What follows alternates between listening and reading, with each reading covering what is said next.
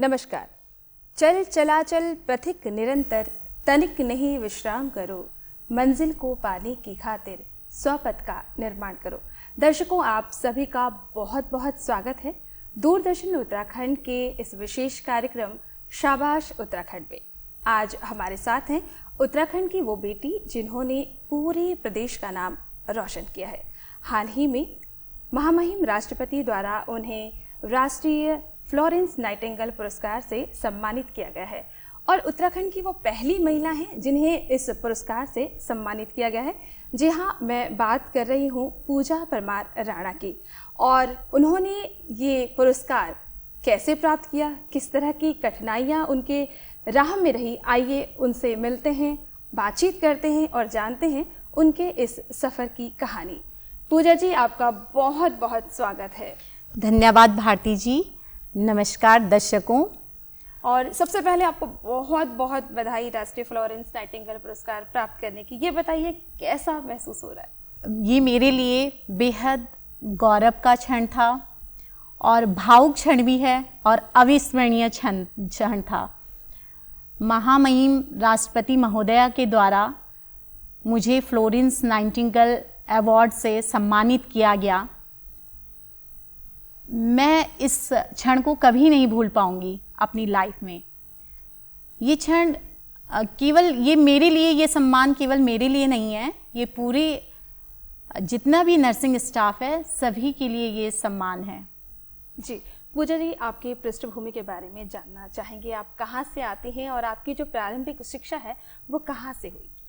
मैं नौगांव के एक छोटे से गांव मुंगरा से हूँ और मेरी प्रारंभिक शिक्षा प्राथमिक विद्यालय मुंगरा से हुई है। उसके बाद मैं राजकीय इंटर कॉलेज से साइंस साइड से मैंने इंटरमीडिएट किया है और फिर मैं ग्रेजुएशन के लिए उत्तरकाशी पीजी कॉलेज में थी। जी, तो नर्सिंग के बारे में आपका विचार कैसे आया? कब आपको लगा कि आपको नर्सिंग सेवा में जाना है? देखिए, प्रथम पाठशाला प्रत्येक बच्चे की घर होता है जहाँ से वो बहुत कुछ सीखता है।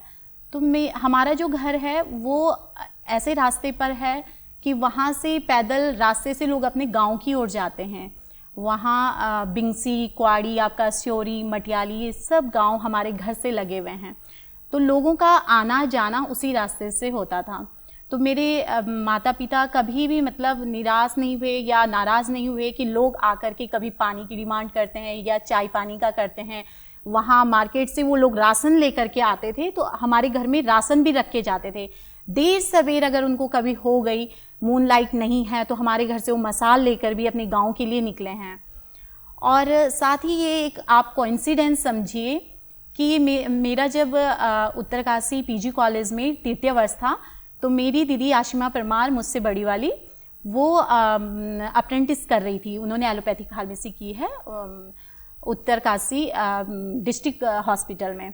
तो वहाँ फॉर्म निकले तो वो मेरे लिए फॉर्म लेके आई और मैंने फॉर्म फिल किया और मैंने पहले ही अटैम्प्ट में ये फॉर्म मतलब मैंने ये एनम का जो टेस्ट था वो निकाला और फिर मुझे गवर्नमेंट जो ट्रेनिंग सेंटर है Rani Pokhari axillary nursing midwife का, फिर मुझे वहाँ एडमिशन मिला। जब मैं वहाँ पहुँची तो मुझे लगा कि मानव सेवा ही सच्ची सेवा है और ईश्वर ने मुझे सही जगह चुना है। क्या बात है, बिल्कुल आपने सही कहा कि मानव सेवा सच्ची सेवा है और शुरुआत आपके घर से ही होती है। तो आपकी फैमिली के बारे में भी जानना चाहेंगे, कौन कौन है परिवार में? मैं अपने मायके पक्ष की बात करूं तो मेरे माता पिता और हम 5 बहनें ही बहनें हैं। मैं सबसे छोटी बहन हूं घर में। और अगर ससुराल पक्ष की बात करूं तो मेरे हस्बैंड जो फार्मेसी ऑफिसर हैं मिस्टर आनंद सिंह राणा, वो भी राजकीय सेवा में हैं। और मेरे 2 बच्चे हैं, मेरे father in law, mother in law, मेरे ब्रदर इन लॉ। मेरी जॉइंट फैमिली है, मेरा बहुत ज़्यादा बड़ा परिवार है। और मेरी 4 विवाहित ननंदें भी हैं। तो मैं जॉइंट फैमिली में रही हूँ। क्या बात है। आपने कहा कि आप अपने परिवार की 5वें नंबर की बेटी हैं, सबसे छोटी बेटी हैं। और जब हम पूरे समाज की बात करते हैं, लड़कियों के बारे में, बेटियों के बारे में, तो आज भी लगता है कि हम उतने संवेदनशील नहीं हैं। क्या आपको भी ऐसा कोई अनुभव हुआ है? बिल्कुल भारती जी, जब मेरा ये कार्य क्षेत्र है और बेटियों के ऊपर तो बहुत सारे हमारे कार्यक्रम भी होते हैं, तो मैं देखती हूँ अपने समाज में कि जब किसी की 2 बेटियां हो जाती हैं ना, तो उनके ऊपर एक तरह का प्रेशर होता है कि तीसरा भी ट्राई करिए या बेटा पैदा हो जाए। लेकिन भारती जी, ये मेरा सौभाग्य है कि मैं ऐसे घर में जन्मी हूँ कि जहाँ कभी भी इस तरह की बात हुई नहीं है। मेरे माता पिता ने कभी सोचा ही नहीं कि हमारी 5 बेटियां ही बेटियां हैं। और उनके ऊपर भी जब मैं बहुत छोटी थी तो एक तरह का प्रेशर था मेरे पापा के ऊपर कि भाई बेटे की चाह में एक और शादी कर लो, क्या पता बेटा हो जाए। बट मेरे पापा जी ने हमेशा इसे नकारा है और कहा है यही बेटियां हमारी बेटे हैं, ये बेटे और बेटियों में कोई फ़र्क उन्होंने नहीं समझा। और जहाँ तक शिक्षा दीक्षा की बात करें तो मेरी 5 बहन पोस्ट ग्रेजुएट हैं और मेरे पापा जी ने हल चलाया है और मेरी माँ ने हमेशा घास काटा है, लेकिन उन्होंने हमारी शिक्षा दीक्षा में कभी कोई कमी नहीं आने दी। उन्होंने हमेशा हमें आगे बढ़ने के लिए प्रेरित किया है। जी बिल्कुल, आपने सही कहा। उनकी कठिन मेहनत की और उनके परिश्रम की साक्षी मैं भी रही हूँ, क्योंकि आप मेरे ही गांव की हैं। आपके कर्म क्षेत्र के बारे में भी जानना चाहेंगे। आप सामुदायिक स्वास्थ्य केंद्र नौगांव में कार्यरत हैं, जो कि एक दुर्गम क्षेत्र है, उसके अंतर्गत बहुत सारे दुर्गम गांव आते हैं। तो किस तरह की कठिनाइयां आती हैं एक स्वास्थ्य कर्मी के रूप में आपके समक्ष? भारती जी, मेरी जो पोस्टिंग है वो 2011 से है और उस समय अधिकतर गाँवों में सड़क तक नहीं थी, तो बहुत सारे टास्क होते हैं। ये मेरा सिंगल का मैंने अकेले कुछ नहीं किया है, सब टीम वर्क के साथ होता है। जैसे मेरी सहयोगी आशा कार्यकर्तियाँ मेरा हमेशा से सहयोग करती हैं। मैं उन्हें दिन में कहूँ या रात में कहूँ, कोई भी काम तो आकर के मुझे हमेशा से देती हैं। तो उनका सहयोग भी मेरे साथ रहा है और फैमिली का भी बहुत बड़ा सपोर्ट रहता है। दुर्गम क्षेत्र में यातायात का सबसे बड़ा टास्क है कि अक्सर क्या होता है कि वहाँ पे जब आप ड्यूटी करने जा रहे हैं मॉर्निंग टाइम में, तो उस समय वहाँ से गाड़ियाँ नीचे की ओर उतरती हैं और जहाँ तक भी गाड़ियाँ जाती हैं। वैसे तो पैदल मार्ग भी बहुत सारे थे और तो ये सबसे बड़ा टास्क था। भाई फैमिली भी संभालनी है, तो आप ऐसे नहीं जा सकते कि मतलब आप रात के लिए वहाँ चले गए स्टे करने के लिए और मॉर्निंग में आप काम कर रहे हैं। लोग आपको फिर वही वाला प्रश्न उठ जाता था कि अगर हम रात को स्टे करने के लिए भी जाते हैं तो रात में तो कोई काम नहीं हो सकता ना हेल्थ से रिलेटेड, तो मॉर्निंग में तो आपको नीचे उतरना है। तो वहाँ पे इस यातायात का जो भी दिक्कत था, इसमें हम लोगों ने मैंने थोड़ा सा अपने आप को इम्प्रूव किया और मैंने हर तरह का व्हीकल चलाना सीखा है। मैं आज हर तरह का व्हीकल चलाती हूँ। लेकिन जो रास्ते हमारे पैदल जो रास्ते थे, उसमें हमारे जो सहयोगी हैं, हम मॉर्निंग में 5 या 6 बजे तक निकल जाते थे। तो हम इसको जो है खुशी खुशी, ऐसे नहीं कि मतलब हमने किसी प्रेशर में लिया होगा ये काम को, तो सब लोग प्री प्लानिंग के साथ कि हमें वहाँ जा कर के अपना एम हमें याद रहता था हमेशा कि हम जिस काम के लिए जा रहे हैं वो पहले हो जाए। प्रायोरिटी उस काम को है कि अगर हम वहाँ पे हेल्थ टीज देने जा रहे हैं या BHND का आयोजन करने जा रहे हैं, तो हमें मतलब कैसे हमें वो सक्सेस करना है, वो अपना कार्यक्रम जो हम जिसके लिए जा रहे हैं, तो हम अर्ली मॉर्निंग उसमें निकल जाते थे। बिल्कुल, आपने सही कहा। और जब भी हम महिलाओं की बात करते हैं, दोहरी भूमिका में है महिलाएं, परिवार भी संभालना है और अपना ऑफिस की जिम्मेदारियां भी निभानी है। पर्वतीय क्षेत्रों की मैं बात करना चाहूँगी। महिलाओं के बारे में अक्सर हम सुनते हैं, जब भी डिलीवरी का वक्त होता है वो सही समय पर अस्पताल नहीं पहुँच पाती और बहुत सारी दिक्कतें देखने को आती हैं। कई बार तो डिलीवरी रास्ते में भी हो जाती है। तो पूजा जी, एज ए नर्स होने के नाते आपको क्या लगता है कि जिस तरह हम शिक्षा के लिए पूर्व तैयारी करते हैं, नौकरी के लिए करते हैं, विवाह की पूर्व तैयारी होती है, तो क्या एक बच्चे की डिलीवरी की पूर्व तैयारी नहीं होनी चाहिए? भारती जी, इसमें तो हम काफ़ी सालों से बहुत ज़्यादा प्रयासरत हैं कि हम इसके लिए बर्थ प्लानिंग तैयार करते हैं। जैसे ही कोई भी गर्भवती महिला प्रेग्नेंट होकर हमारे पास रजिस्ट्रेशन के लिए आती हैं, तो हम उसकी बर्थ प्लानिंग तैयार कर देते हैं। उसमें कोई किसी भी तरह का कोई फोर्स नहीं होता है कि मतलब बर्थ प्लानिंग हमारे अकॉर्डिंग हो। हम चाहते हैं कि बर्थ प्लानिंग है जो वो उनके अकॉर्डिंग हो। उसमें मैंने खुद का एक प्रारूप भी जारी करा है और मैं लोगों को उसको वैक्सीनेशन जो कार्ड होता है उसमें लगा के भी देती हूँ। उसमें इस तरह की प्लानिंग होती है कि आपका जो है, देखिए प्रसव की कोई निश्चित समय सीमा नहीं होती है, वो कभी भी हो सकता है। 7 मंथ के बाद तो कभी भी हो सकता है। तो और पहाड़ों की बात करें तो रास्ते टूटे हुए रहते हैं, हिमपात भी हो सकता है, तो ससमय उनको सुरक्षित जगह पे पहुंचाना होता है।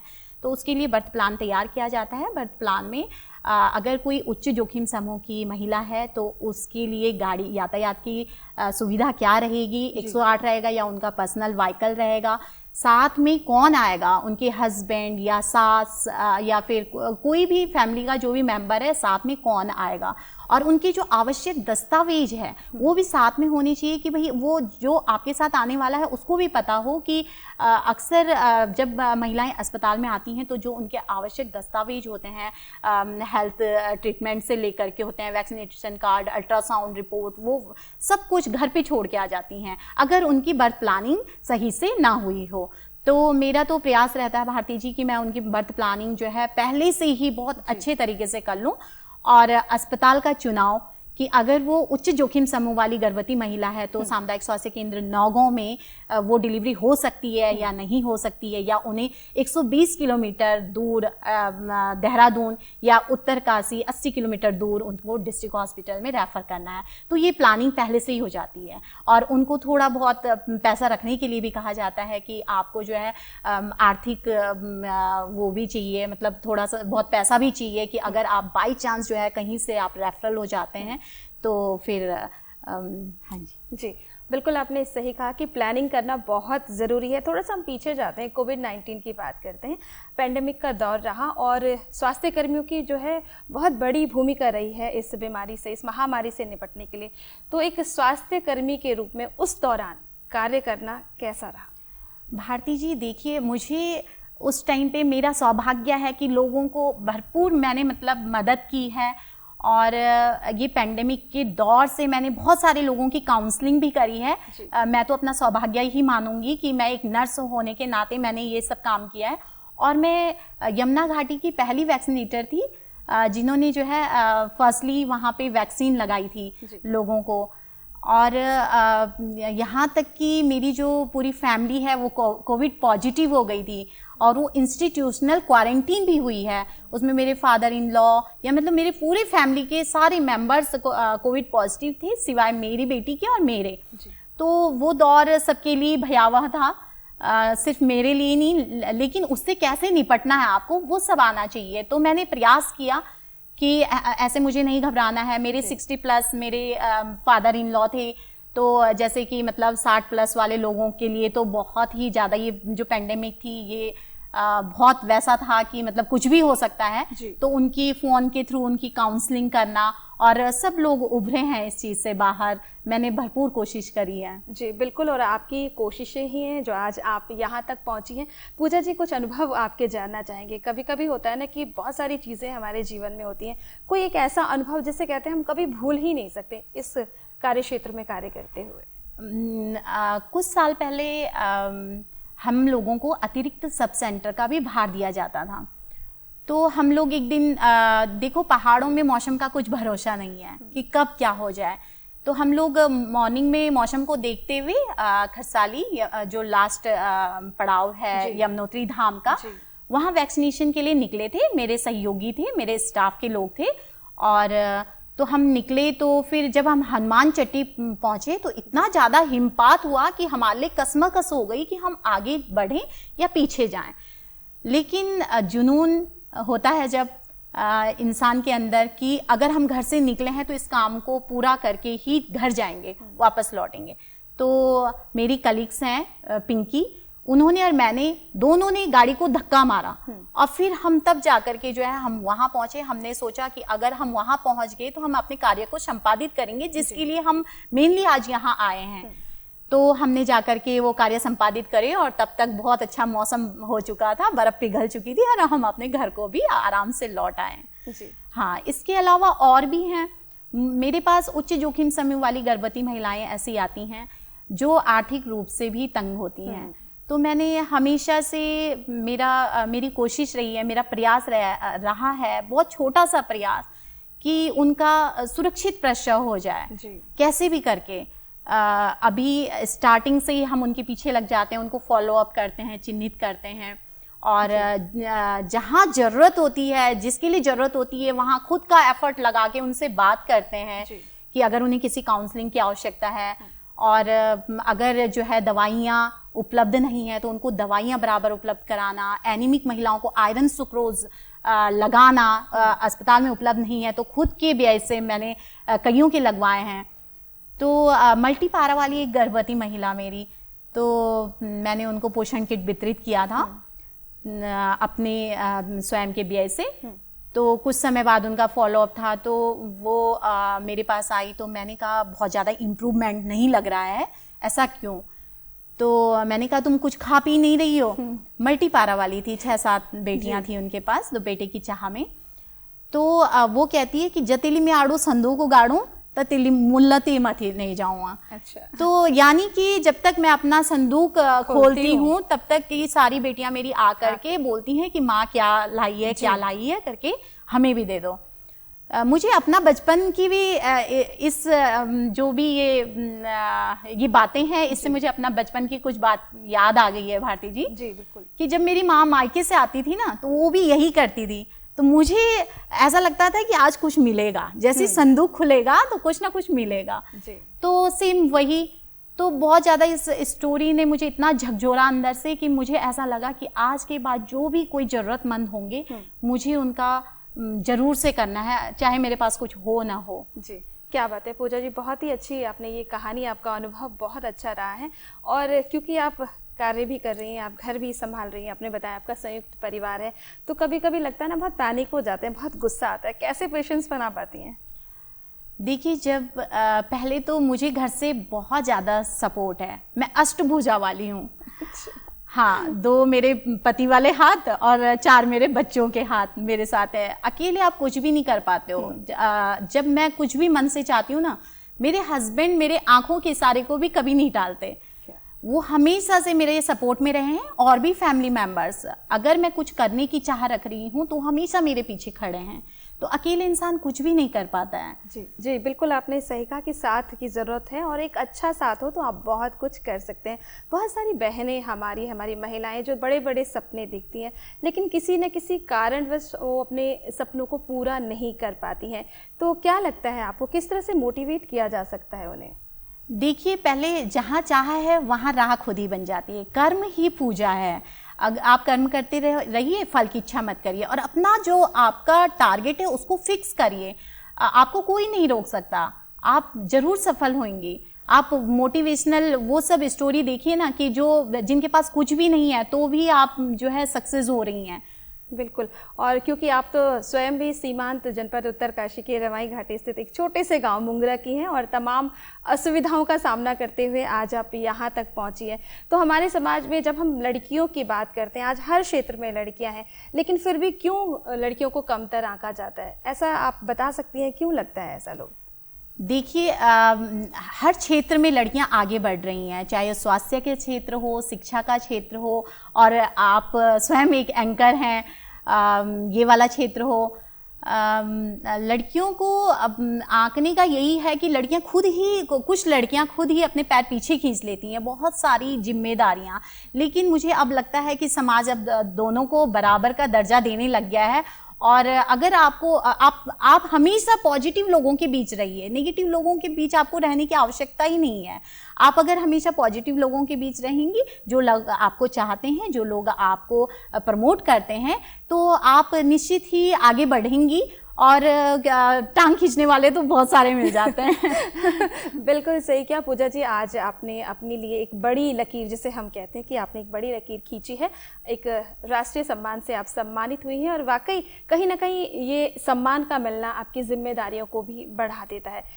क्या लगता है आपको, भविष्य में आप अपने आप को कहाँ देखना चाहेंगी? बिल्कुल सही बात है भारती जी, कि मेरी जिम्मेदारियाँ अब दोगुनी हो गई हैं। मैं चाहती हूँ कि समाज का छोटे से छोटा व्यक्ति और प्रत्येक व्यक्ति तक मैं स्वास्थ्य सुविधाएं पहुँचा सकूँ, जो मेरे स्तर का मामला है। स्वास्थ्य, शिक्षा, परामर्श, हर तरह का स्वास्थ्य से रिलेटेड। तो मुझे बेहद खुशी होगी कि अगर मैं इस काम को जो है और ज़्यादा इम्प्रूव कर सकूं। जी, आपके साथ आपके बहुत सारे कार्यकर्ता भी जुड़े हैं, स्वास्थ्य कर्मी। तो कभी ऐसा हुआ कि उनके और आपके विचारों में सामंजस्य ना बैठ पाया हो? भारती जी, ऐसा कभी नहीं हुआ। मुझे मेरा स्टाफ बहुत ज़्यादा सपोर्ट करता है। मैंने अगर अपने स्टाफ के किसी एक भी व्यक्ति को यूँ कहा हो 2 बजने पर भी कि इस गर्भवती महिला का ये टेस्ट होना है, तो उन्होंने रुक कर के काम किया है। मैं बहुत ज़्यादा सौभाग्यशाली हूँ कि मुझे ऐसे नेगेटिव लोग मिले ही नहीं हैं अपने आसपास। मेरे उच्च अधिकारियों का, मेरे साथ के कर्मचारियों का हमेशा से मुझे सपोर्ट मिला है। लिपिक वर्ग का, ये सफलता मैंने अकेले से हासिल नहीं की है। अगर फैमिली का, बिल्कुल, ये सफलता मैंने अकेले से नहीं हासिल की है। इसके पीछे बहुत सारे लोग हैं जिन्होंने हमेशा मेरा सपोर्ट किया है। जी, और बिल्कुल उम्मीद करते हैं कि आपको ऐसा सपोर्ट, ऐसा सहयोग हमेशा मिलता रहेगा। क्या कहना चाहेंगे, आज आप हमारे विशेष कार्यक्रम में आई हैं शाबाश उत्तराखंड में, तमाम लोग आपको देख रहे हैं, सुन रहे हैं, उन सभी से, उन महिलाओं से जो किसी न किसी कारणवश पीछे हट गई हैं, उन सभी के लिए आप क्या कहना चाहेंगी? आप पूरी ईमानदारी, निष्ठा और कर्तव्य निष्ठा से अपने लक्ष्य को हासिल कीजिए, आपको सफलता अवश्य मिलेगी। मैं आप लोगों से अपील करती हूँ कि हाल ही में 28 फरवरी 2026 को HPV वैक्सीन लॉन्च हुई है। उसके प्रति HPV वैक्सीन जो है वो सर्वाइकल कैंसर के बचाव के लिए लगाई जाती है। उसके प्रति लोगों में तरह तरह की अफवाहें हैं, आप अफवाहों में बिल्कुल भी ना जाएं। आज सरकारी में ये वैक्सीन अभी 28 फरवरी 2026 को आई है, लेकिन प्राइवेट संस्थानों में ये 2008 से लगती हुई आई है और लोगों ने, शिक्षित लोगों ने बढ़ चढ़ करके इस वैक्सीन को लगाया है। मेरा आप लोगों से विनम्र अनुरोध है, और पर्सनली मैं आपको बताऊं भारती जी, तो मैंने खुद भी ये वैक्सीन लगवाई है। 2015 में मैंने ये वैक्सीन लगवाई है, और बच्चे नहीं होते हैं ये लोगों का मानना है, तो ऐसा कुछ भी नहीं है। उसके बाद भी मेरा एक बेबी है, ठीक है। तो प्लीज़ आप बढ़ चढ़ करके, अभी गवर्नमेंट ने 14 से 15 वर्ष की बालिकाओं को चिन्हित किया है, उनकी ये सर्वाइकल कैंसर से बचाव के लिए HPV वैक्सीन लगाई जा रही है। किंतु आगे अभी ये सभी हो सकता है कि सभी को लगानी पड़े, तो आप बढ़ चढ़ करके अपनी बालिकाओं का इस वैक्सीन को अवश्य लगवाएं। जी पूजा जी, बहुत अच्छा लगा आपसे बातचीत करके, आपके इस सफ़र की कहानी जान करके। पूजा जी, आप हमारे स्टूडियो में आई और आपने अपने सफ़र की कहानी हमारे साथ साझा की, आपका बहुत बहुत धन्यवाद। दर्शकों, ये थी पूजा राणा परमार, सीमांत जनपद उत्तरकाशी के यमुना घाटी क्षेत्र स्थित एक छोटे से गांव मुंगरा की बेटी, जिन्होंने आज पूरे देश और दुनिया में पूरे उत्तराखंड प्रदेश का नाम रोशन किया है। आज शाबाश उत्तराखंड के एपिसोड में बस इतना ही। अगली बार फिर किसी एक व्यक्तित्व के साथ हम मिलेंगे, तब तक के लिए नमस्कार।